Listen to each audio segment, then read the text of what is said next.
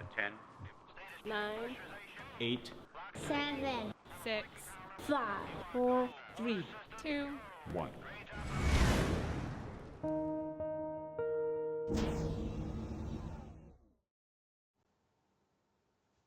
Hello and welcome to Slooh, especially Slooh members watching on the live channel.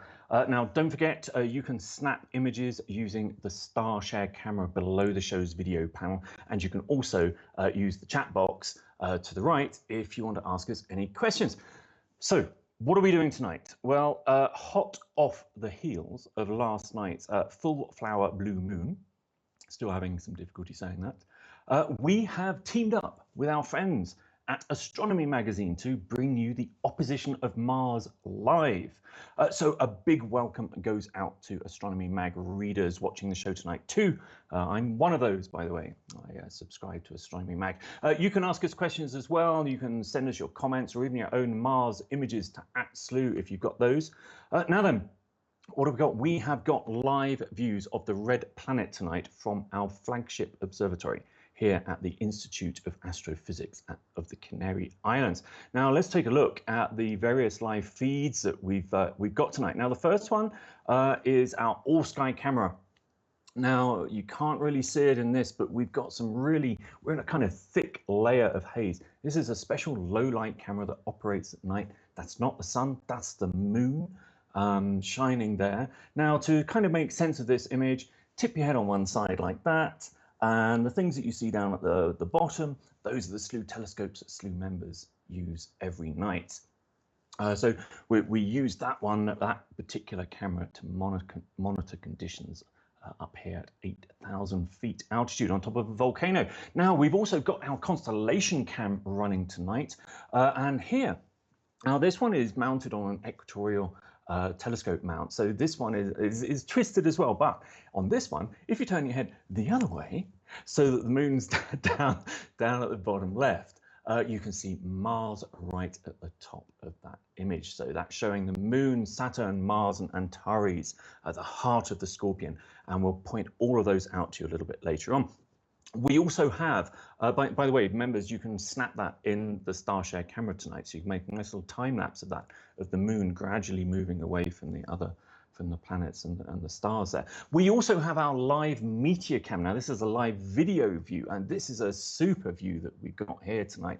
Now here, once again, this is slightly tilted, and you can see the horizon down at the bottom right-hand corner there, and we can see the moon really shining brightly there, but there just below the little Twitter birdie, that is Mars, and the rest of the constellation of Scorpius, which we're also going to be talking about a little bit later on. We want to hear from you guys, actually. Bob and I were talking before the show, and we were having this discussion. What's your favorite between Scorpius and Orion? What's your favorite constellation out of the two of those? So we want to hear your thoughts on that one. So in the chat box, please, or send, just tweet that to @Slooh. We want to hear what your thoughts are about that.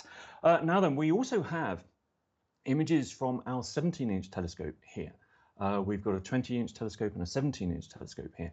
But unfortunately, you know, even a couple of nights ago, Mars was still showing up okay in this, but it's got so much brighter just over the last couple of days that actually the images are getting really quite burnt out. So unfortunately, we're not going to see any detail there. The seeing conditions here in this haze don't really help very much either. But we do have a live video stream from our new solar system telescope.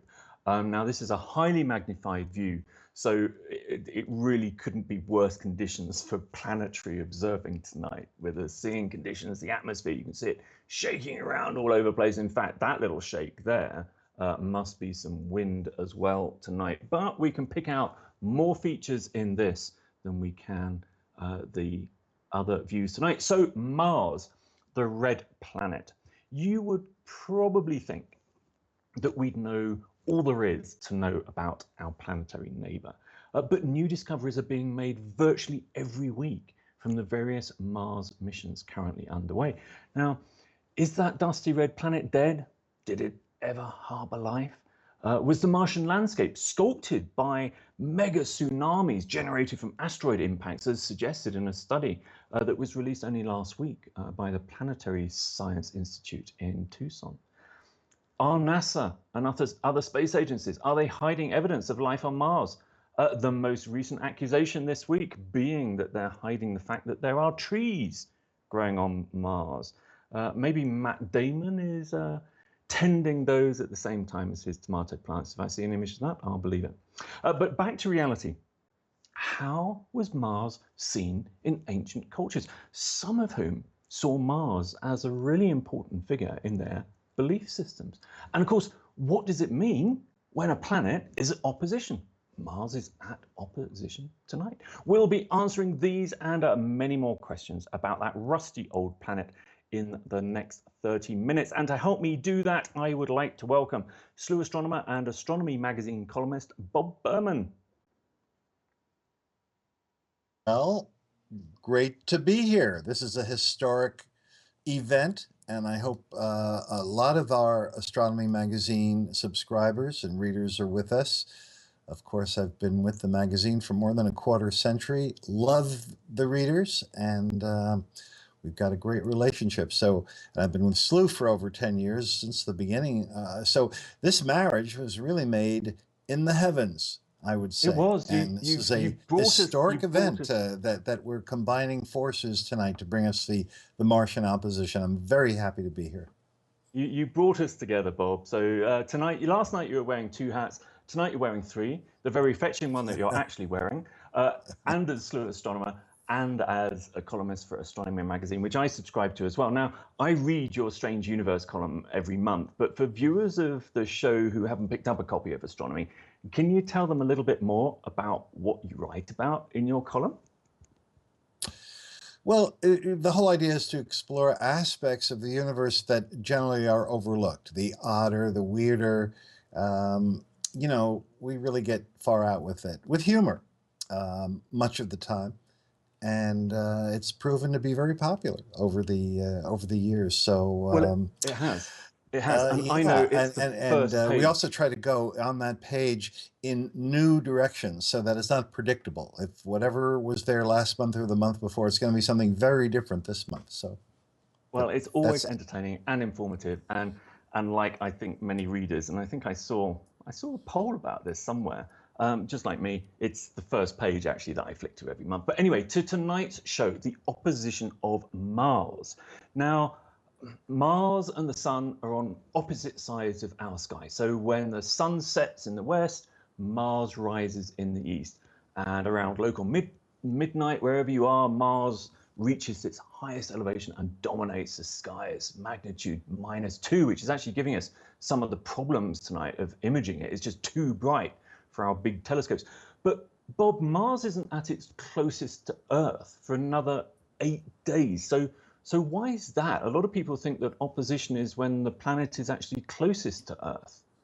Yes, and that's true of every other planet. If we're looking at Jupiter or Saturn, which is coming to opposition in only, I think, 11 days from now, usually the closest approach is within a day of the opposition. Mars has a greater difference than all the others. Part of it is its nearness to us, but the main thing is its eccentric orbit.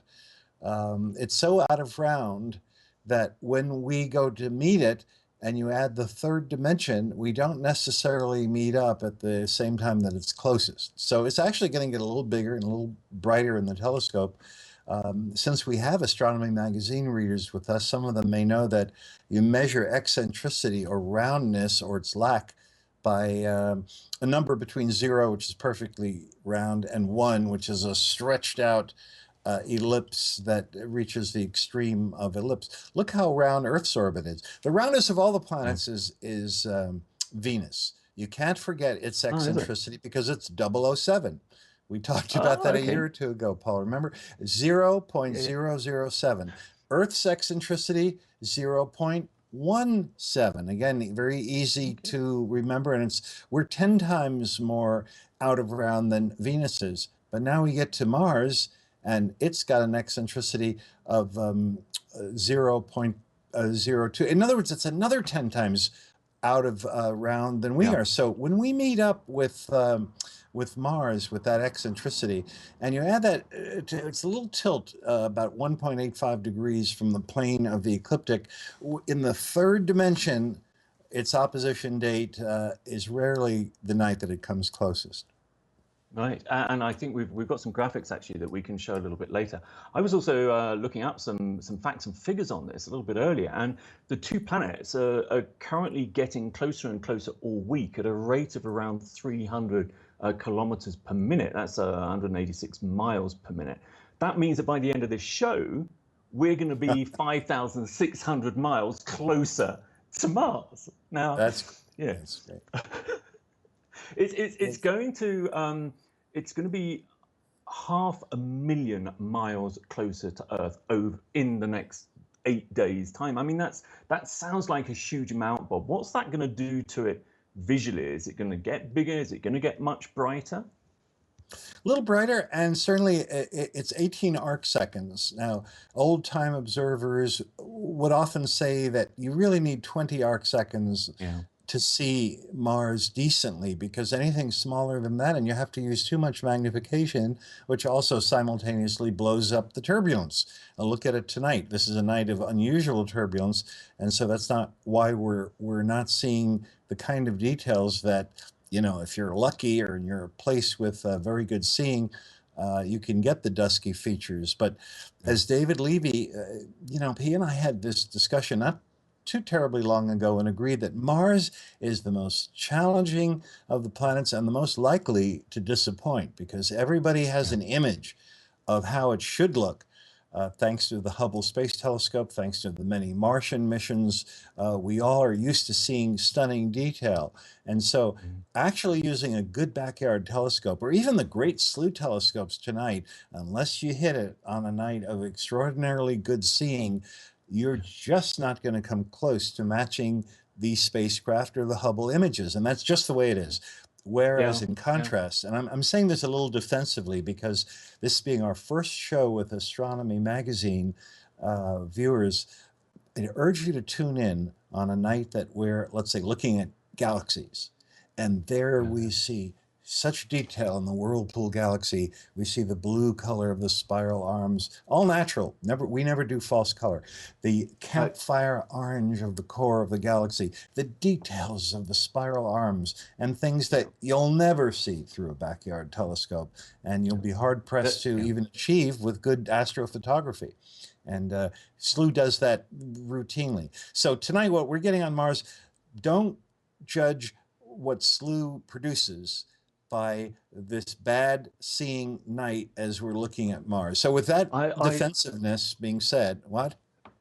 I'm sorry, I got up this morning, Bob, and, you know, I just looked out and I could hardly see the volcano Teide, you know, and it was just sitting in this thick, you know, it was like sitting in marshmallow. And in fact, it was improving a little bit earlier, but just now, as you were saying all of that was the worst little period that we've had all evening. But, you know, we are at 8,000 feet. That's why the telescope's up here. Usually we're in this beautiful, stable air mass. But anyway, let's carry on going. There's actually some images from the 2007 apparition. And that was taken with a normal CCD camera, those images. But you can see there how much, you know, Mars grows over the course of an apparition. But let's go back to opposition. How often does an opposition of Mars occur? And is it the same for every planet, Bob, or is it different? Oh, no. The Martian oppositions are 26 months apart, and an opposition can just be pictured as Earth is going around the sun. And let's just consider planets outside of our orbit. In other words, the superior planets, the planets that all travel more slowly than we do and have longer paths around the sun. So that means Earth calls the shots. We go around the sun once. The planet, meanwhile, has moved on somewhat. And then we have to travel somewhat more to reach that lineup where we're in between the planet and the sun. That's what an opposition is. When it comes to planets past Mars, that's very easy to figure, because Jupiter goes around the sun in 11.86 years, call it 12 years. So as we go around once, we just have to go one more month and we're back to the next lineup with Jupiter, the next opposition. So oppositions of Jupiter are just a month later each year. Saturn, with a 29.4577-year orbit around the sun, let's round it off to 30, means that as we go around the sun, we just have to go 2 more weeks. 1 year, in other words, plus 2 more weeks, and there's the next opposition of Saturn. Very easy to keep track of. Right. But Mars is so close to us and has a speed similar enough to ours that we really have to play catch up. We go around the sun once after an opposition, and Mars now has moved halfway around. We go that other half, Mars has moved another quarter of the way around. We cover that quarter, and to make a long story short, it's more than 2 whole years. And it's the only planet that does this, 2 whole years around, plus another 2 months for the next opposition. And look at this graphic that we have for you, showing that the oppositions are not equal. We can meet Mars at a narrow point in our orbit, as we did on August 28th, 2003, where we came closer than we have in 5,000 years. Or, even though we've waited 26 months for the opposition, we could meet at the wide part of our orbit, shown here in the right side of the image. This opposition is a little bit farther away than average. It's not as bad as the last oppositions have been for the last decade. They've been really crummy. And Mars has only been 15 arc seconds wide, 14 arc seconds wide. Yeah, this now shows the difference. It makes now a it's huge at least grown difference. to 18, so we can live with that. Yeah, I mean, and this one, these distances, it says it all here. But 2018 is certainly a lot better than this year, because I think then we're going to be 35.8 million miles away. But, you know, that's going to be a good opposition, yes. We'll be able to see a lot more detail then. Yeah. I always feel, Bob, that this makes more of a difference with Mars than any of the other planets. I mean, you can virtually write off certain years. And of course, then we have the other issue that sometimes we have a nice close approach between the 2 planets, but we get a dust storm, and a dust storm totally obscures the entire planet. Didn't that happen was that 2006? Yes. And it does obscure the planet. And then there's yet another factor, and that is how high up is Mars. Now, of course, now it's in our beloved constellation Scorpius. We all love Scorpius, but it's a low constellation. So it means that Mars is seen through thicker air. Now, that doesn't help. And so the Martian oppositions, where they're in Taurus and Gemini and Cancer, you're looking through much less air, and that gives you a break too. So the oppositions really vary quite a bit. So this one, if you take all the factors into consideration, how far it is, what kind of declination it has, this is actually a little bit less than, let's say, an average decent opposition, but it's still better than any we've had in 10 years. So you can see the glass half full or half empty. And of course, it may be low in the sky. Scorpius might be low in the sky for Northern Hemisphere observatories, but from the Chile observatory, you know, it's lovely and high, and that's also been great for Saturn as well this year. We've got some bad weather down there at the moment, but you know, those telescopes are nicely tuned up for the planets as well. Now, Bob, you are going to be back a little bit later when we'll talk about that strange and mysterious planet that seems to have captured our imaginations more than any other planet, really. And we'll discuss whether either of us would be interested in visiting the planet if Elon Musk is feeling a bit generous and offers us a free ride on his little retirement journey that I think he's planning. So we'll see you a bit later, Bob. So have a think about that one. Okay. Now, don't forget, viewers, you can ask questions by using the chat box on the live channel at slooh.com or by tweeting to @Slooh. We are going to take a very short commercial break now, but coming up next, we've got Slooh's mythology expert, Trisha Ennis, who's going to tell us about the importance of Mars in ancient cultures. But first, to those Astronomy Magazine readers out there, if you're enjoying what you're seeing here at Slooh, and I certainly encourage you to watch more of our public shows as well, I want to encourage you to become a member of the Slooh community. It's free to try, and there's absolutely no obligation.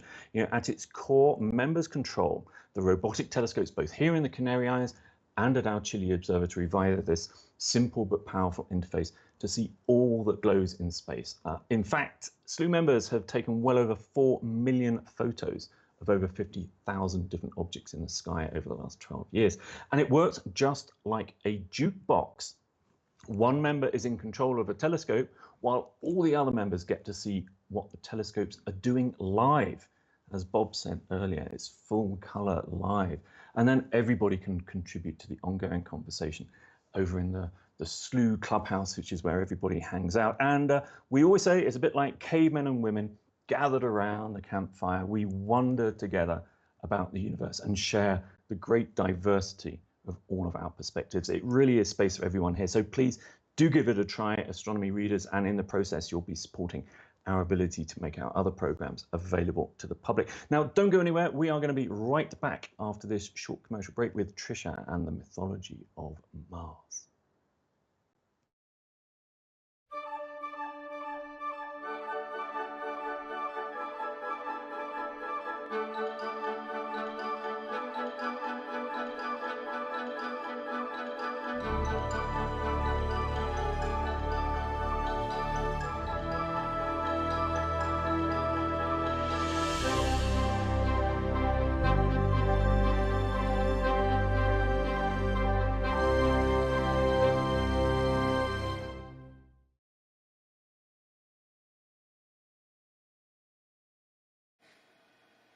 Hello, and welcome back to Slooh's broadcast of Mars at Opposition.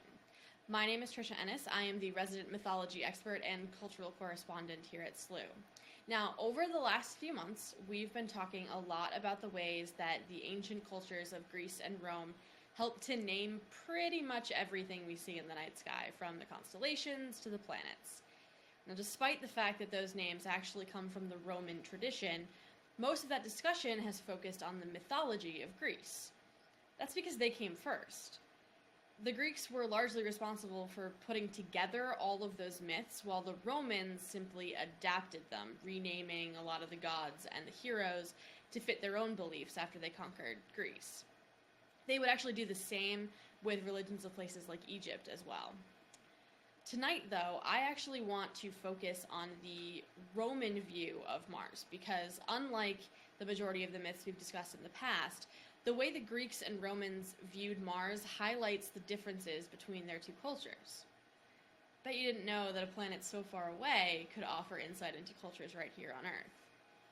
The god of war, who was referred to as Ares in Greece, Mars in Rome, had vastly different personalities depending on the culture doing the telling of those stories. In Greece, a culture predicated on knowledge and scholarship more than conquest, Ares was a symbol of upheaval and unrest. He was seen as a necessary evil, much like the wars he presided over. But he wasn't always very good at winning either. He was seen as the brute force approach, and in many cases was put into direct contrast and conflict with his sister Athena, who was the goddess of wisdom and military strategy. Nowhere was this more prevalent than in Homer's The Iliad, the epic poem which tells the story of the Trojan War. In it, Ares is on the side of the Trojans, arguably the bad guys in the story, while Athena is on the side of the good guy Greeks, who are the ultimate winners of the war, and they win the war based on cunning with the Trojan horse. Now, their father, Zeus, even goes so far during the poem to tell Ares that he is the least favorite of all of the Olympian gods, which really isn't something you want to hear from your father.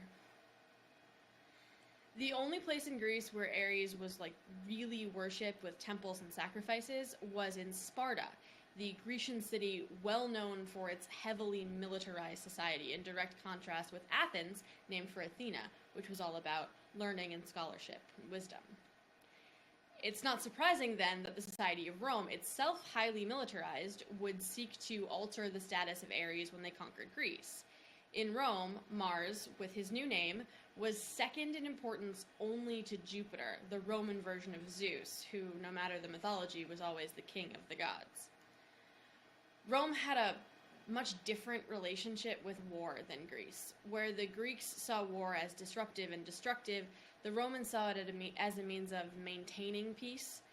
it's counterintuitive, but it made sense for them. If you're so successful in war that your enemies are too afraid to rise up against you, then you've won yourself a pretty secure peace. Anyway, Mars represented the perfect soldier. He was a guardian of the Roman people, specifically of the Roman legion, and their crops in the seasons when growing food was more important than waging war. He was even credited as being the father of the Roman people, so to say, in their mythic genealogy. In some traditions, he was said to have fathered Romulus and Remus, the agreed-upon founders of the city of Rome. Mars' importance in Roman tradition even made its way into their calendar. In the original Roman calendar, which is credited to Romulus, there were 10 months. Many of the later months simply count the number of months, December being the 10th. But the first month of the year was Martius, which we refer to now as March. It's the month named for the god of war, Mars. The birthday of the god was said to be the first day of his month, and thus, because it was the first month of the year, it was the first day of the new year, which is pretty important. And jumping back to the planet and the curious way it got its name, you might think, after all of this, that the Romans named the planet Mars because it was one of the brightest planets in the sky, and therefore very important. But the truth is actually much more interesting, at least if you ask me. The planet Mars, throughout human history, has always been associated with war and death, and with various deities associated with those things. From the earliest civilizations of Sumeria and Babylon, to the early people of India, to the Greeks, and finally the Romans, each of these cultures has associated the red planet, which they saw as a star, with the same characteristics. Now, likely this is because of its red color, and perhaps because it's far less constant than the stars around it, because it's a planet, it's constantly moving. Whatever the reason, I think it's safe to say that it really is fascinating that it wasn't just one culture that looked up on this shining red dot in the sky and thought this way, but that cultures much older and in different places in the world did the exact same thing. Paul, back to you. Wow, I've just been taking a closer look at the live solar system telescope view, and it was giving us some little tantalizing glimpses into those perfect moments of seeing when the detail starts jumping out at you. But no, conditions are against us tonight, but we can't fight conditions. That was Trisha Ennis, Slooh's resident mythology and cultural expert. Trisha and the production team were in New York yesterday filming a UFO convention. I can't wait to see what they were up to. I have already seen Trisha's tinfoil hat, and it has to be seen to be believed. But anyway, here we are enjoying the opposition of Mars. The best place to watch it is at slooh.com, where members can use the StarShare camera to snap their own images of the feeds tonight. And you can also ask questions using the chat box.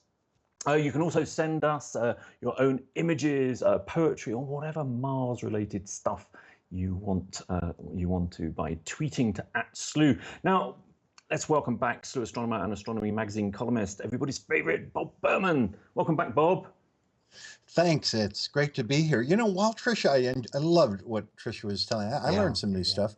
When she was talking about the red planet, we always refer to this as the red planet. But honestly speaking, if you were to try to assess the color by using, let's say, a swatch from a paint store and compared it, honestly, it's more like pumpkin, isn't it? It's on the orange side of yellow.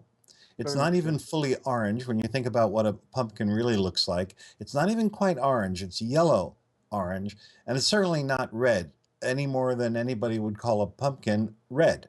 So just so if you're a real beginner in astronomy, just know that the red planet, just like when we talk about giant stars as being red supergiants, those are labels, those are terms.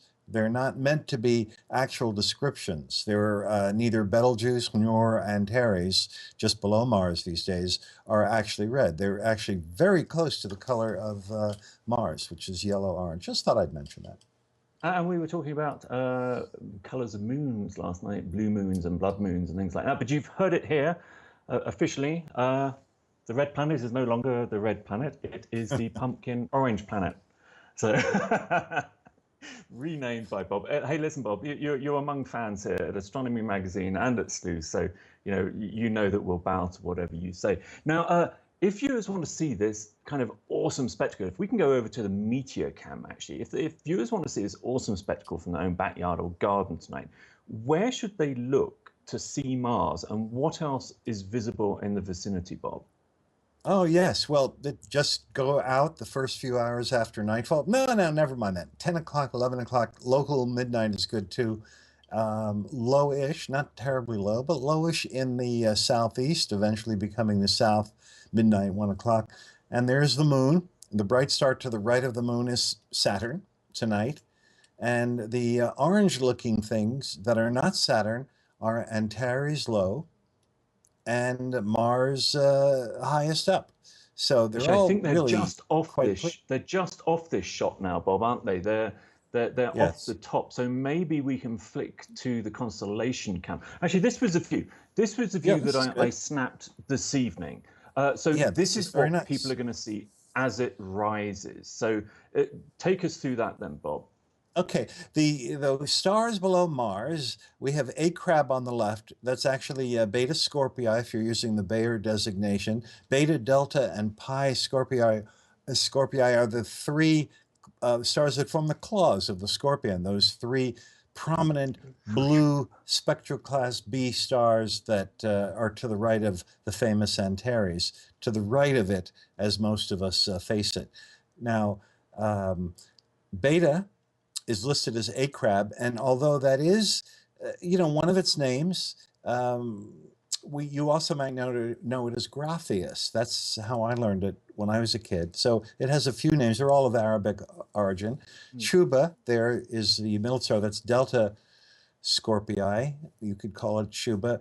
The Bayer designations perhaps are better known, the Beta, Delta, Pi. But here's the thing. All three of those stars below Mars form a beautiful color contrast. They're all blue. They're all spectral class B, meaning very hot, very young stars. They're all about the same distance. They're all about 500 light years away. So they're buddies. They're hanging out together. They were probably born at around the same time.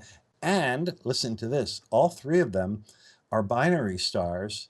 In the case of Shuba, as we listed there, or Delta Scorpii, many stars that are all going around each other with various kinds of orbits of different time periods. But all three of those stars are multiple stars that are where all the components are B, spectral class B.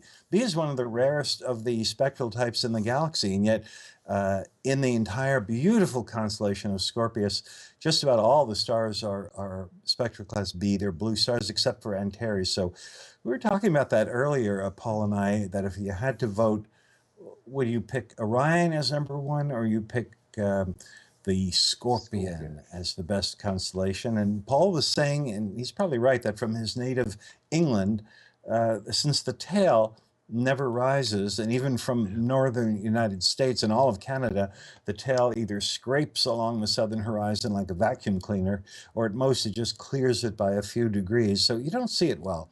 But from the Canary Islands, go to Mexico, go on vacation to the Caribbean, where it rises up higher, and you couldn't argue with anybody who said, that's, let me put that number one of the 88 constellations, perhaps especially so gorgeous, since it forms a pair along with the teapot of Sagittarius, and doubly especially so because when you look to the left side of the Scorpion, you're looking toward the heart of the Milky Way galaxy, and the brightest part of the Milky Way is there too. Whereas in Orion, you're seeing just about the faintest part of the Milky Way because you're looking away from the center of the galaxy. You're looking in the opposite direction.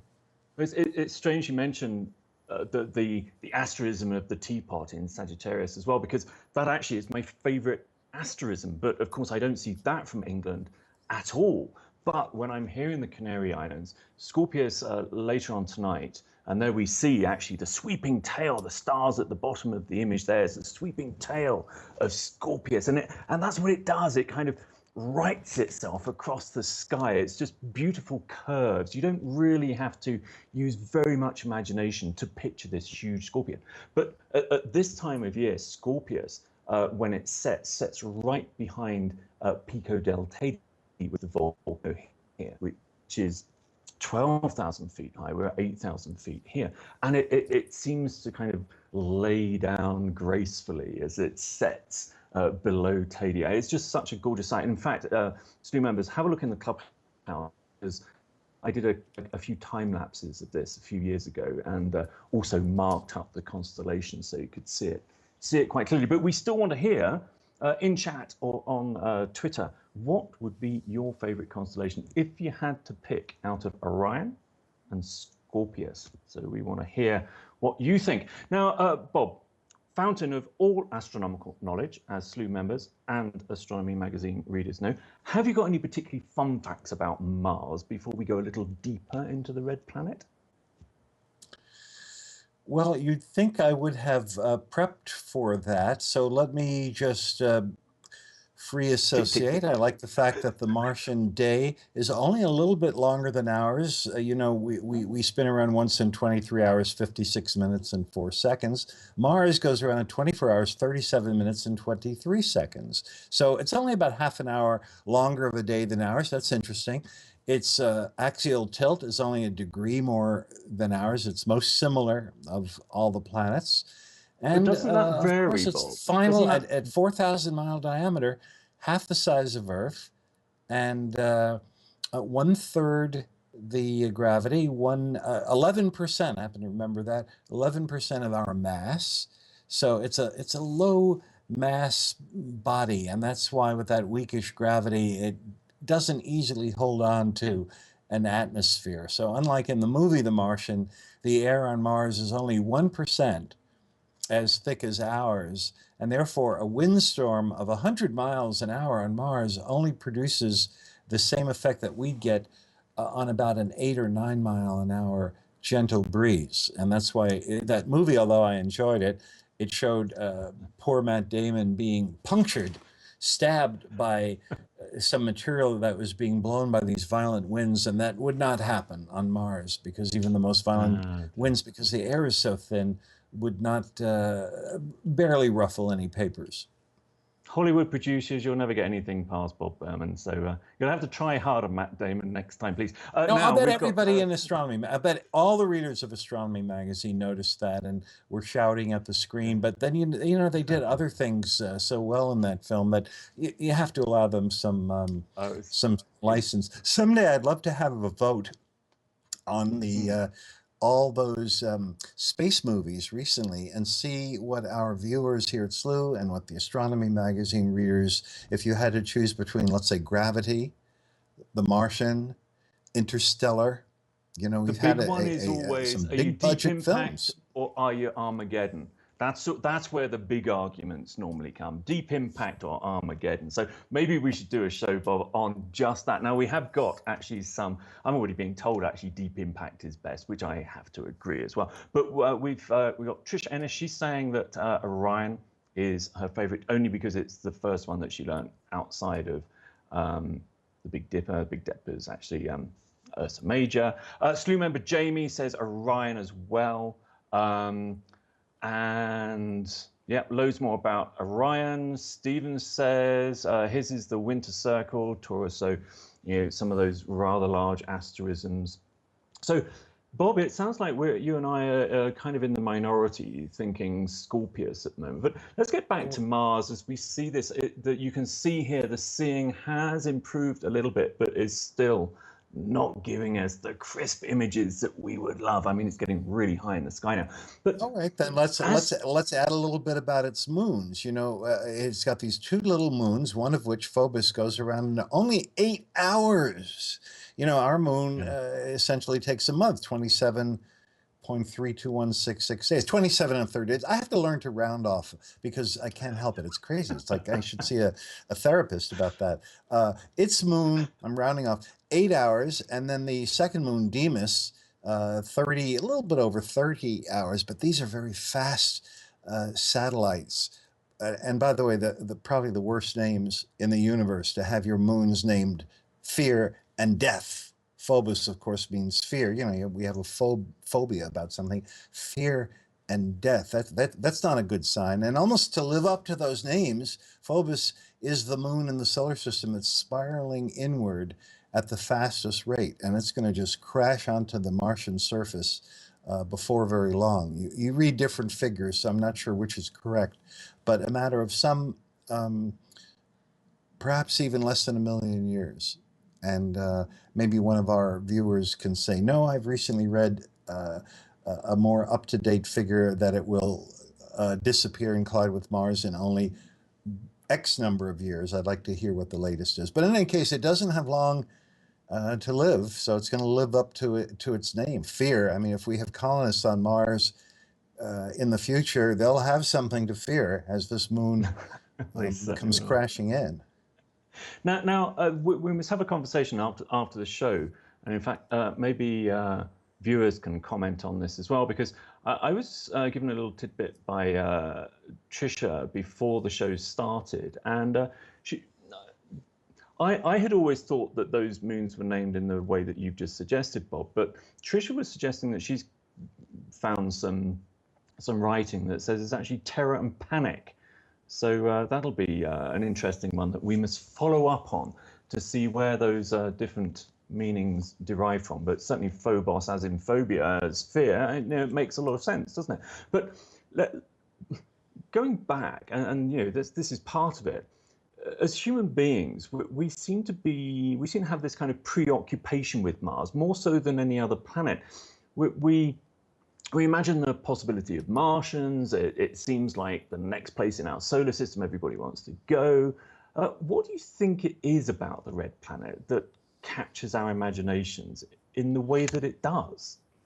Well, other than the fact that fear is juicy and it's the red planet and has so many centuries and more of association with blood and war and fire and all the rest, just overlooking that, it's a default thing, Paul. There's no other choice, because Mercury obviously is out of the question. Venus is out of the question because its surface broils at 850 degrees day and night. It's absolutely deadly, and its surface pressure is 90 times that of Earth. So that's about 50 times more than a pressure cooker. These are very instantly lethal conditions on them. And then beyond Mars, you don't have any place to land. You have gaseous planets that your spacecraft would just be sucked in. There is some ammonia there, so your spacecraft would be nice and shiny and clean from the ammonia, but that would be the only positive entry you could do in the ship's log. If you wanted to land on one of the giant Jovian satellites, well, they're all orbiting within the radiation belt, the magnetosphere of Jupiter. That's deadly too, unless you landed on Callisto.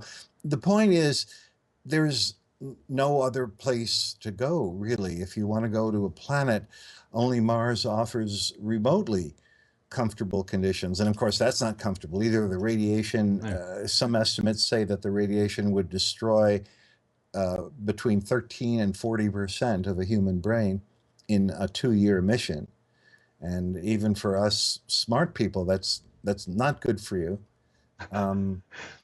So radiation tablets. We'll take some air, of Elon Musk's radiation tablets. It's not at all a comfortable place, but it's far better than any other world. So that's where we're going to go.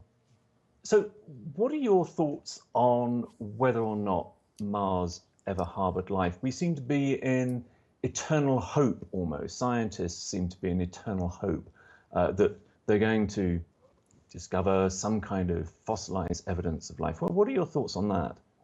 Well, maybe, there was water there. There still is ice there. There may be subsurface water to this day. And so far as we know, life always requires water. So it's still possible that there's some subterranean, I wonder what the word would be for Mars. Terra, of course, refers to Earth. I bet Trisha would know the answer to this. On Mars, you wouldn't say subterranean, you'd say what would be the right term? Somebody knows this. Come on, viewers. We want your ideas on the option for that one.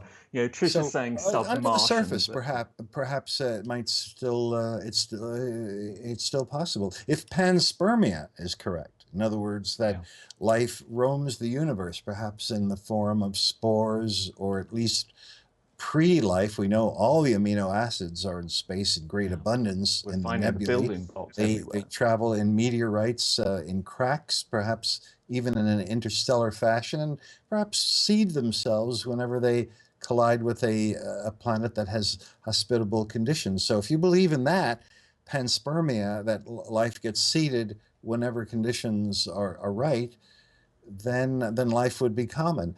The few astronomers who don't believe in that essentially are saying that life on Earth is so rare that Earth is the site of a miracle, that this is that it almost doesn't happen anywhere. But very few astronomers believe that now. Yeah, and as we find more and more solar systems out there, and we were talking to Lisa Kaltnager during the Transit of Mercury show, and some of the exoplanet discoveries now, we're getting down to those kind of Earth sizes. We're getting down to that Goldilocks zone, discovering these planets. We've got another special exoplanet show coming up, actually, so keep your eyes open for that. We're going to be using one of the giant EAC telescopes, the Institute of Astrophysics telescopes here, to actually witness a live transit. We don't actually see the planet, but we'll see the star's brightness dip as the planet transits in front of that. So we're going to cover this more, actually, Bob, on next week's show. But I wanted to point out to viewers tonight that there was a study released last week which was suggesting that the Martian landscape has been sculpted by these huge tsunamis. They posited that huge tsunamis were caused by a large asteroid impact, and they released that study last week. And scientists have hypothesized for a very long time now, haven't they, that there was this huge ocean in the northern hemisphere of Mars. We can see this image of it here, and it's the Planetary Science Institute in Tucson, and that they're saying that they've found evidence that 3.4 billion years ago, I mean that's a long time, an asteroid crashed into the ocean, triggering this mega tsunami that plowed into the coast with waves as high as 400 feet. And the meteor the asteroid left a crater of 90 miles across. And then they're positing that the problem was, when they came up with that, Bob, they couldn't find the beach. There was no evidence of the beach. So they've then come up, and this is what's being argued at the moment from various planetary scientists. They've then posited that there was a second meteor that came down during an ice age, which basically pushed all of the ice out and then covered over those beaches. They covered over all of that evidence that their first theory of the first asteroid impact. So we're going to cover that more, and we want to hear viewers' opinions on that. So hop off, and viewers, after the show, have a look